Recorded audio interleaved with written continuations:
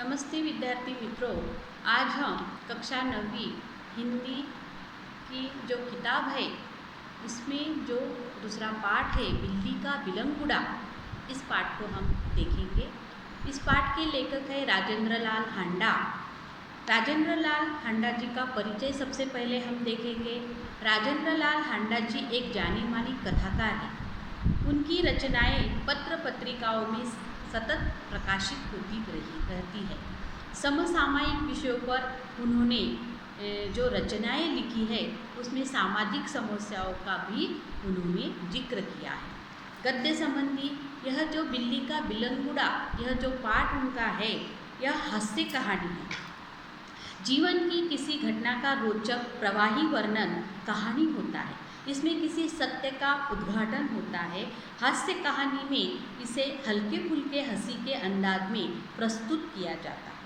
प्रस्तुत पाठ में लेखक हांडा जी ने हास्य के माध्यम से गलतफहमी के कारण उत्पन्न विशेष स्थितियों का वर्णन किया। गलतफहमी के कारण जो स्थिति उत्पन्न हुई है उस स्थिति का वर्णन इस पाठ में कवि ने किया है। बिल्ली का बिलंगुड़ा।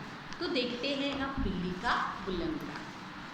एक समय था जब घरों में बिल्ली का आना जाना बुरा समझा जाता था, परंतु आजकल की परिस्थिति के कारण पुरानी विचारधारा और परंपरा एकदम घपले में पड़ गई है। लेखक कहते हैं कि एक समय था कि जब हमारे घरों में बिल्ली आती थी तो उसे बुरा माना जाता था। आज भी जब हम रास्ते में जाते हैं और बिल्ली हमारा यदि रास्ता काट दे तो हम पीछे मुड़कर देखते हैं। आज भी बिल्ली को हम अच्छा नहीं समझते, बुरा ही बिल्ली को समझा जाता है। परंतु आजकल की परिस्थिति के कारण अब नए विचारों के लोग आ गए हैं। पुरानी विचारधारा पीछे पड़ गई है और वही विचार ठीक समझा जाता है जिससे काम चले। आज के ज़माने में पुराने विचार हो या नए विचार हो, जो विचार हमारे काम के होते हैं उससे ही, जिससे हमारा काम हो जाए उसे वही विचार हम अपना लेते हैं। तो लेखक आगे कहते हैं कि क्या हुआ, पिछले दिनों हमारे घर में बहुत से चूहे हो गए थे।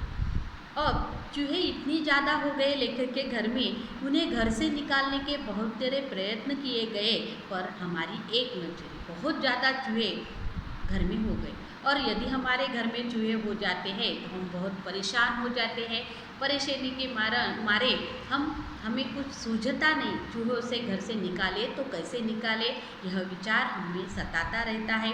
लेखक के घर में भी ऐसा ही हो गया। बहुत सारे चूहे हो गए। उन्हें घर से निकालने के लिए लेखक और उनके घर वालों ने बहुत सारे प्रयत्न किए, लेकिन उनका एक भी प्रयत्न सफल नहीं हुआ। आटे और अनाज के लिए लोहे के ढोल बनवाए गए।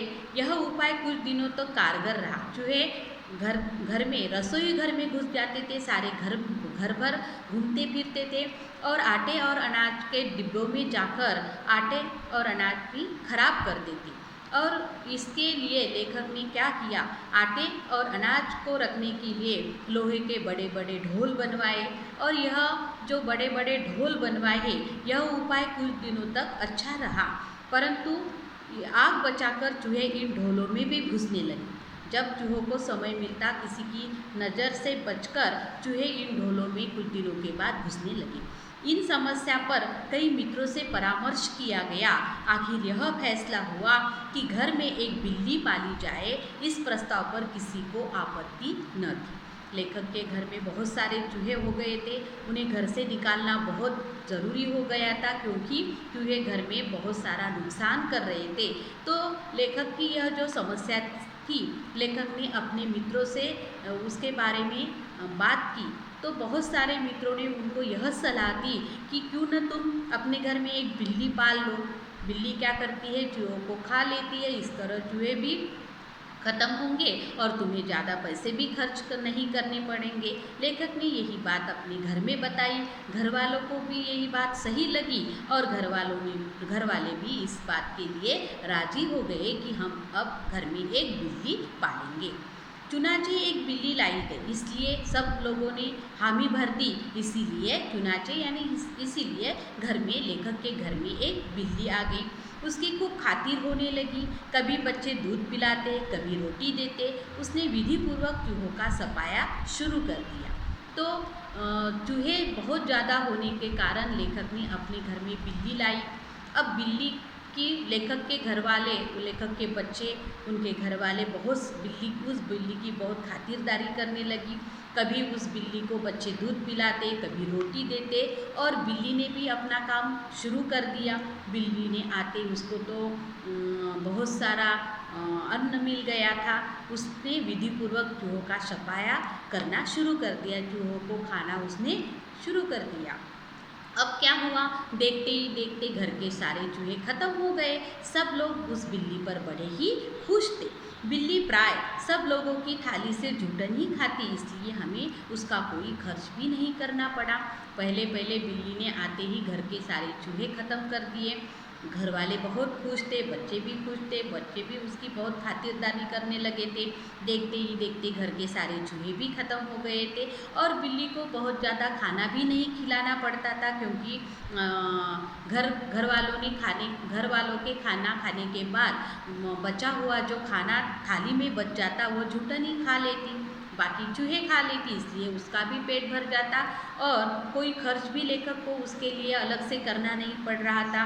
इस तरह 2 महीने हो गए। 2 महीने के बाद वह समय आ गया जब हम चूहों को तो भूल गए और बिल्ली से तंग आ गए। 2 महीने तक चूहे खाकर बिल्ली ने घर वालों की जो इच्छा थी वो पूरी कर दी। अब 2 महीने के बाद क्या हुआ, वह समय आ गया, लेखक और लेखक के घर वाले चूहों से तो भूल गए, चूहों को तो भूल गए, लेकिन अब बिल्ली जो घर में लाई गई थी वो बिल्ली से तंग आ गए।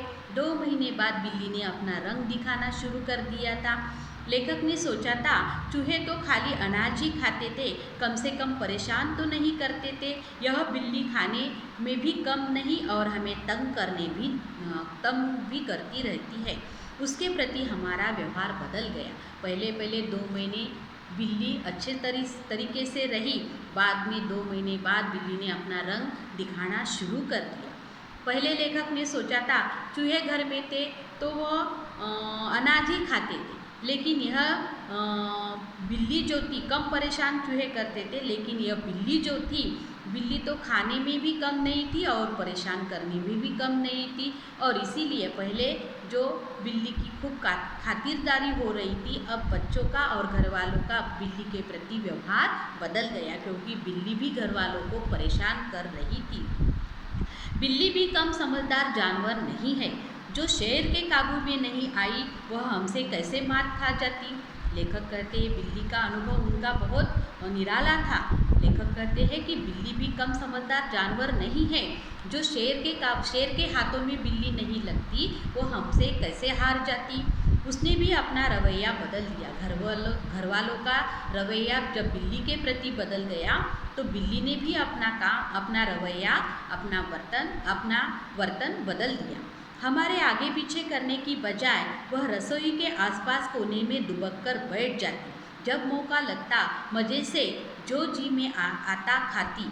इस तरह चोरी करके बिल्ली कई बार पकड़ी गई। तो बिल्ली ने अपना नया व्यवहार शुरू कर दिया। पहले घर वालों के आगे पीछे करने वाली बिल्ली अब 2 महीनों के बाद रसोई घर के आसपास दुबक कर छुप कर बैठने लगी, और जब उसे मौका मिलता मज़े से रसोई घर में जाती, जो उसे खाने को मिलता वह खा लेती। इस तरह कई बार बिल्ली चोरी करते हुए घर वालों ने पकड़ लिया था। एक दिन सुबह उठते ही मैं रसोई में कुछ लेने गया। देखता हूँ कि कढ़े हुए दूध का दही जो रात को बड़े चाव से जमाया गया था, बिल्ली खूब मज़े से खा रही थी। एक दिन की बात लेखक बताते हैं। एक दिन क्या हुआ, लेखक सुबह उठते ही रसोई घर में उन्हें कुछ काम था तो रसोई घर में चले गए। लेखक क्या देखते हैं सुबह सुबह कि बिल्ली क्या कर रही थी। रात में जो बड़े ही चाव से लेखक ने दही जमा कर रख दिया था, वह बड़े ही चाव से बिल्ली वह दही खा रही थी, मज़े से खा रही थी। अब चिंता हुई कि बिल्ली से कैसे पीछा छुड़ाया जाए। चूहे तो खत्म हो गए, लेकिन बिल्ली इतना ज़्यादा लेखक को परेशान कर रही थी, घर वालों को परेशान कर रही थी कि अब घर वाले चिंतित हो गए कि इस बिल्ली से कैसे पीछा छुड़ाया जाए। मेरा नौकर बहुत होशियार है।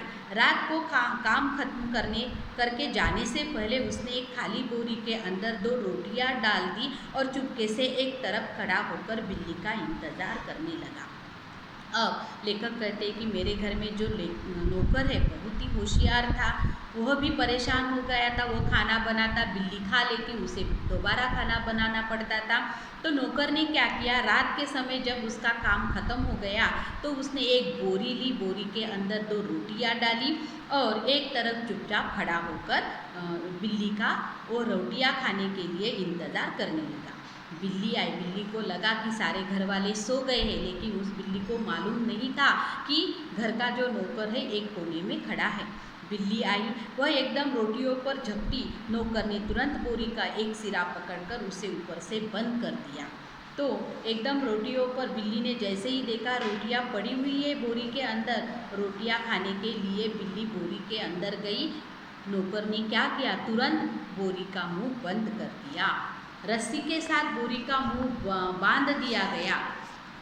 क्योंकि अब रात के 10 बजे थे, मैंने अपने नौकर अमरू से कहा कि सवेरे बिल्ली को कहीं दूर छोड़ आए जिससे वह इस घर में वापस आ न सके। रस्सी से उस बोरी का अमरू ने, जो नौकर था लेखक के घर में उसका नाम अमरू था, तो अमरू ने क्या किया, जैसे ही बिल्ली बोरी के अंदर आई रस्सी से बोरी का मुंह बांध दिया। अब 10 बज गए थे रात के, तो लेखक ने अपने नौकर से अमरू से कहा कि अब तुम इस बिल्ली को बाहर छोड़ने के लिए मत जाओ। जैसे ही सवेरा होगा बिल्ली को इस बोरे के साथ कहीं दूर लेकर जाना और जिससे वो घर वापस न आ सके। सब लोगों को दूसरे दिन सुबह हुई। सब लोगों को चाय पिलाते पिलाते अमरू को अगले दिन 8 बज गए। मैंने याद दिलाया कि उसे बिल्ली को भूली भटियारी की तरफ छोड़ कर आना है। बोरी कंधे पर लटका अमरू चल दिया। बात गई हो। मैं हजामत और स्नान आदि में व्यस्त हो गया क्योंकि 9:30 बजे दफ्तर जाना था।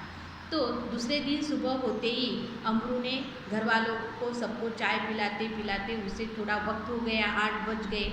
लेखक ने याद दिलाया कि अमरू, तुमने जो बोरी में बिल्ली को बंद किया है उसे तुम्हें कौन से इलाके में, भूली भटियारी इलाके में छोड़कर आना है।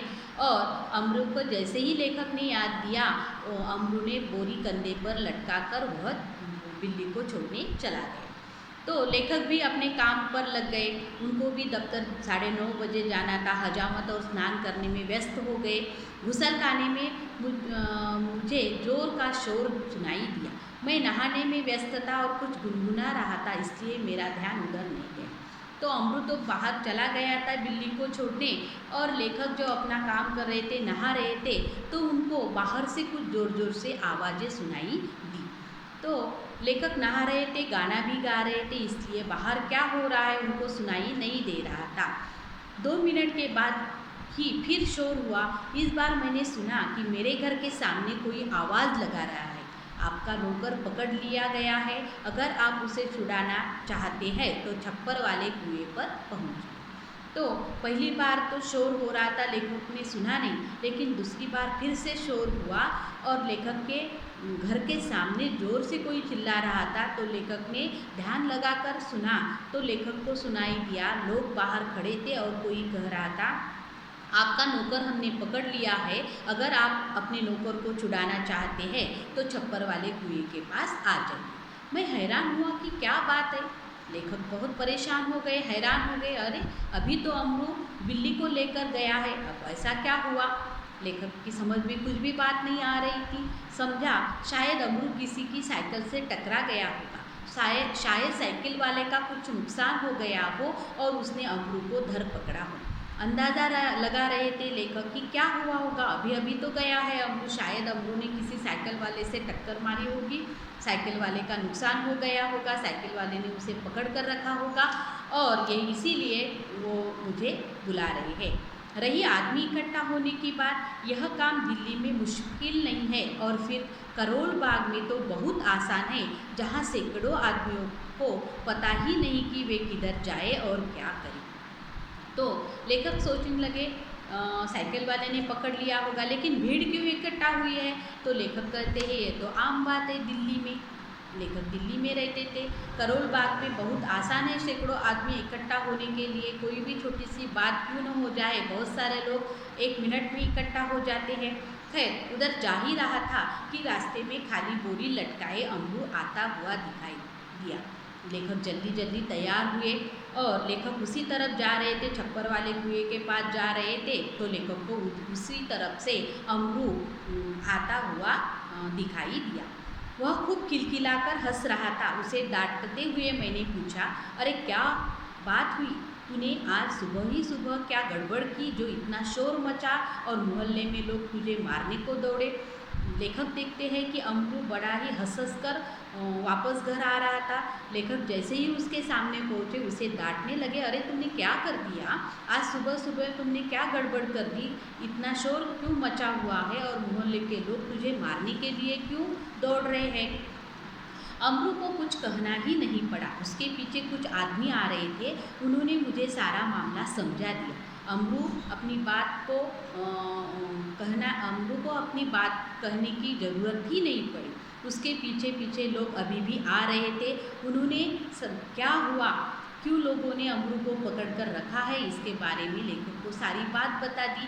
क्या बात हुई थी, बात यह हुई थी कि जैसे अमरू कंधे पर बोरी लटकाए बिल्ली को बाहर छोड़ने जा रहा था, कुछ लोगों को शक हुआ कि बोरी में बच्चा है। जैसे ही अमरू अपने कंधे पर बिल्ली की जो बोरी है लटकाए हुए जा रहा था, बाहर जाते रास्ते पर बैठे लोगों को शक हुआ कि उस बोरी में बच्चा है। 2 आदमी चुपके चुपके उसके पीछे हो लिए। उन्होंने देखा कि बोरी अंदर से हिल रही है, तो लोगों को शक हुआ और 2 आदमी उसके पीछे पीछे उसका पीछा करने लगे। वह देखते हैं कि बोरी अंदर से हिल रही है, बस उन्हें पूरा विश्वास हो गया कि इस बदमाश ने किसी के बच्चे चुराए हैं। तो अमरू स्वभाव से अल्पभाषी था।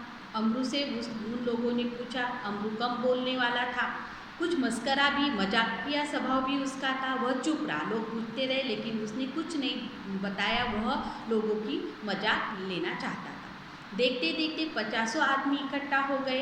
कुछ वह बता नहीं रहा था और लोग इकट्ठा बहुत सारे हो गए थे। उसमें से एक ने चिल्लाकर कहने लगा, घेर लो इस आदमी को, यह बदमाश उसी गिरोह में से है जिसका काम बच्चे पकड़ना है। बहुत सारी भीड़ इकट्ठा हो गई थी और एक भीड़ में से एक आदमी चिल्लाने लगा, इसको घेर लो, पकड़ लो, यही वही बदमाश है जो हमारे दिल्ली में आजकल बच्चे चोरी हो रहे हैं, चोरी करने वाली जो गिरोह है, टोली है, उस गिरोह का ही यह आदमी है। उस जगह से पुलिस थाना भी बहुत दूर नहीं था। एक आदमी दौड़कर गया, थाने गया और वहाँ से थानेदार और एक सिपाही को बुला कर लाया। थानेदार जैसे ही आ गए, थानेदार को देखते ही एक भीड़ में एक उत्साही दर्शक अपने कुर्ती की बाहें ऊपर चढ़ाते हुए बोला, दरोगा जी, ऐसा नहीं हो सकता कि आप इस बदमाश को चुपचाप यहाँ से लेकर जाए और कानूनी कार्रवाई की आड़ में इसे हवाला के मज़े लेने दिए। एक आदमी को बहुत गुस्सा अमरू पर आ रहा था। वह कह रहा था कि आप आए और इसे लेकर हम हवालात में इसे नहीं ले जाने देंगे। सब पहले इसकी जी भर के मरम्मत करेंगे, पहले हम उसकी खूब पिटाई करेंगे। गजब नहीं है कि भरे मोहल्ले से बच्चे उठा लिए जाए। ये क्या कम बात है कि सारे भरे हुए मोहल्ले से बच्चे उठाकर ये आदमी ले जा रहा है और आप इसे चुपचाप हवालात में डाल दें। पहले तो इसकी खूब सारी पिटाई हम करेंगे। 2 दिन हुए, पास वाली गली से एक बच्चा गुम हो गया। वह आदमी कहता है कि 2 दिन पहले एक पास वाली गली में से एक बच्चा गुम हो गया है।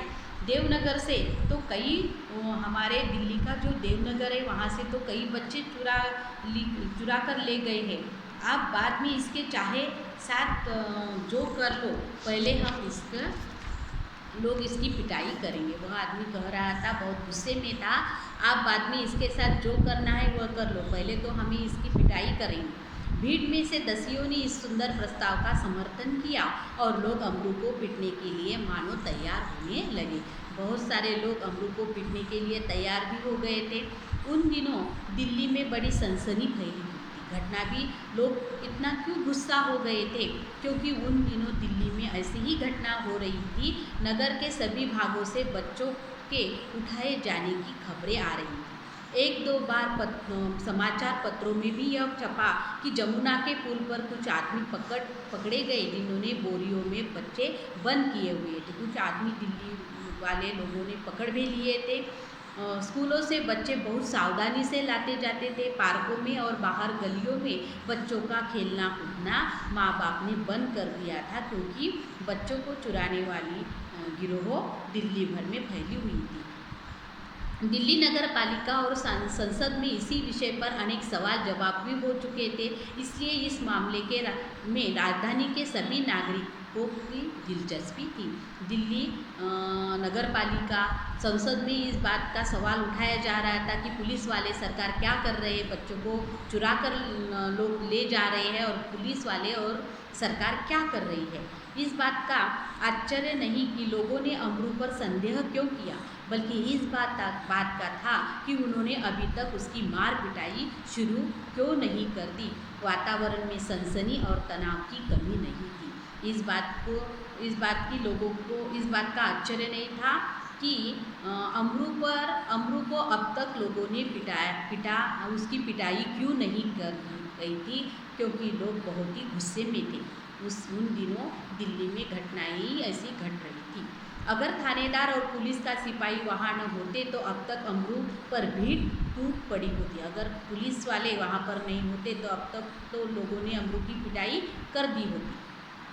थानेदार ने आते ही अमरू की कलाई पकड़ ली और पूछा, बोल, यह बच्चा तूने कहाँ से उठाया है और इसे तू कहाँ ले जा रहा है। जैसे ही थानेदार आए वह डांटते हुए अमरू से पूछने लगे, उसका हाथ पकड़ लिया, बोल, तूने ये बच्चा कहाँ से उठाया और तू कहाँ ले जा रहा है, बता कहाँ है और तेरे साथीदार अकेला है और कोई साथीदार है। आज सबका सुराग लगा कर ही हटूंगा, आज सबका पता लगा कर ही मैं रहूँगा। अमरू अब तक तो दिल में हंस रहा था, मगर थानेदार की धमकियों से कुछ घबरा गया। अब तक तो लोगों की भीड़ की मजा और ले रहा था। जैसे ही थानेदार ने धमकी उसे दी, अमरू घबरा गया। दबी आवाज़ से वह थानेदार से बोला, सरकार, मैंने किसी का बच्चा नहीं उठाया, मैं न बदमाश हूँ, मैं तो एक भले घर का नौकर हूँ, रोटी चौका करता हूँ और अपना पेट पालता हूँ। जैसे ही थानेदार ने उसे धमकी दी, अमरू सीधी तरह से बोलने लगा कि सरकार, मैंने किसी का बच्चा नहीं उठाया, मैं बदमाश हूँ, मैं तो एक भले घर में काम करता हूँ, नौकर हूँ, रोटी चौका करता हूँ और अपना पेट पालता हूँ। जो आदमी थानेदार को बुलाकर लाया था क्रोध में आकर बोला, क्यों बकता है बे दरोगा जी, ऐसे नहीं यह मानेगा, 2-4 बेत रसीद दीजिए। जो आदमी थानेदार को बुलाने पुलिस स्टेशन गया था वही आदमी और गुस्से से बोलने लगा कि कुछ भी बात करता है, क्यों बकता है। दरोगा जी से कहता है, दरोगा जी ऐसे यह नहीं मानेगा, आपके हाथ में जो डंडा है 2-3 इसे लगा दीजिए। दरोगा ने बगल से निकालकर बेत अपने हाथ में ले ही थी कि अमरू नम्रतापूर्वक झुका और बोला। दरोगा भी उसके बगल में जो डंडा था उससे निकालकर अमरू को मारने ही वाला था, तो अमरू नम्रतापूर्वक झुककर बोलने लगा, सरकार, आप जितना चाहे मुझे पीट लो, पहले यह तो देख ली कि इस बोरी में है क्या।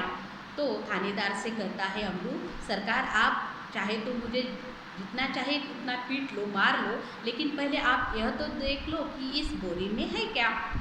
यद्यपि थानेदार इस बात पर राजी हो गए थे, पर भीड़ कब मारने वाली थी। लोग चिल्ला उठे, हरगिज़ नहीं, ऐसा कभी नहीं होगा, हम सब इस आदमी की बदमाशी के गवाह है, मामला कभी दबने नहीं देंगे। तो अमरू कहता है कि इस बोरी में क्या है आप तो देख लो, हुक्म हो तो चलिए थाने। आप कहते हैं तो मैं थाने आने के लिए तैयार हूँ। लेकिन भीड़ यह बात को मानने के लिए तैयार नहीं थी। भीड़ को लग रहा था यदि इसे थाने ले गए तो मामला रफा दफा हो जाएगा।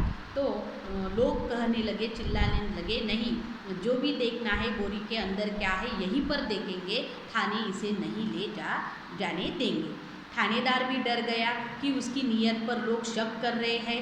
उन्होंने अमरू से कहा, अच्छा, बोरी को नीचे रखो, उसका मुंह खोलो, मैं यही देखने वाला हूँ बोरी में क्या है, तुम बोरी का मुंह खोलो और इसको नीचे रखो। अमरू शांतिपूर्वक नीचे बैठ गया और धीरे से उसने बोरी का मुंह खोल दिया। अमरू शांतिपूर्वक नीचे बैठ गया, धीरे से उसने बोरी का मुंह खोल दिया।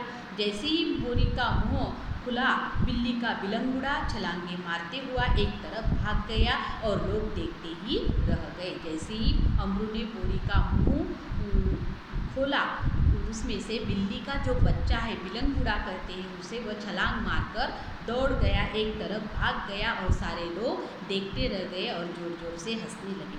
थानेदार की समझ में न आया कि अब वो क्या करे। वह थाने की तरफ मुड़ा और एक टांगे वाले की पीठ पर बेत मारते हुए बोला, जानते नहीं कि रास्ते में टांगा खड़ा नहीं करना चाहिए। थानेदार भी देखता रह गया। उसने भी सोचा था बोरी में बच्चा है, लेकिन बोरी में तो बिल्ली का बिलंगुड़ा निकला, बच्चा निकला, बिल्ली का बच्चा निकला, वो भाग गया था। थानेदार की भी मजाक उसने उड़ाई थी।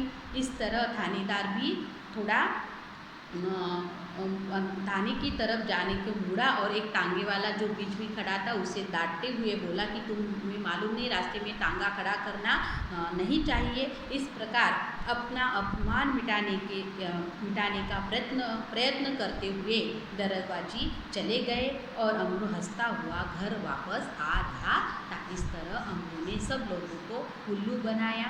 लोग समझ रहे थे, उसके पीछे आ रहे थे, लेकिन अमरू ने कुछ भी नहीं बताया कि बोरी में बिल्ली का बच्चा है। इस तरह अमरू ने सारे लोगों को हंसाया और घर वापस हंसते हुए आ